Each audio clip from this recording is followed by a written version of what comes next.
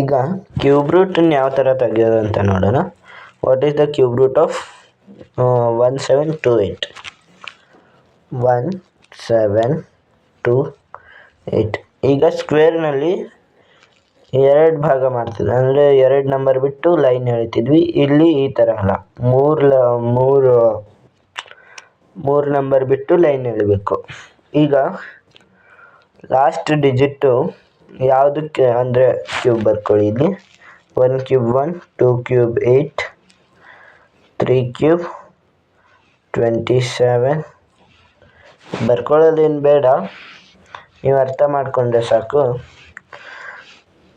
Cube ending digit ಅಂದರೆ ಕ್ಯೂಬಿನ ending digit 2 ಇದ್ದರೆ ಅದರ ಕ್ಯೂಬ್ ರೂಟು ಎಂಡಿಂಗ್ ಡಿಜಿಟ್ ಇದು ಇರುತ್ತೆ, 8 ಇರುತ್ತೆ.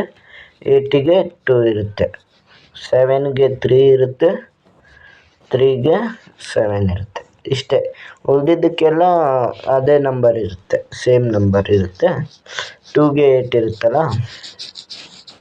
ಇದು ಕ್ಯೂಬ್ ರೂಟು.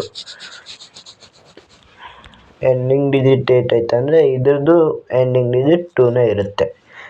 ಈಗ 1 ಯಾವ ಕ್ಯೂಬ್ಗಿಂತ ಕಡಿಮೆ ಐತೆ ಇಲ್ಲ ಈಕ್ವಲ್ ಐತೆ? 1ಗೆ ಈಕ್ವಲ್ ಐತೆ ತಾನೆ, 1 ಬರ್ಕೊಳ್ಳಿ.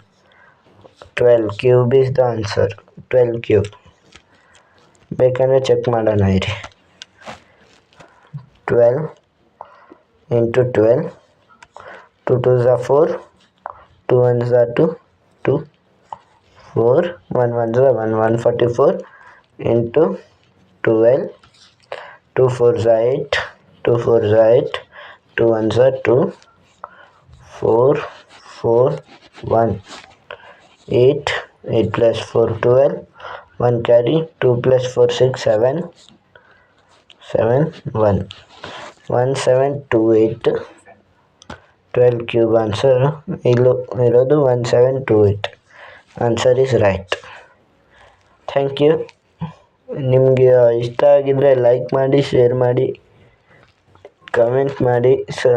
ನನ್ನ ವಿಡಿಯೋ ಇಷ್ಟ ಆಗಿದರೆ ಸಬ್ಸ್ಕ್ರೈಬ್ ಮಾಡಿ ಪ್ಲೀಸ್. Thank you.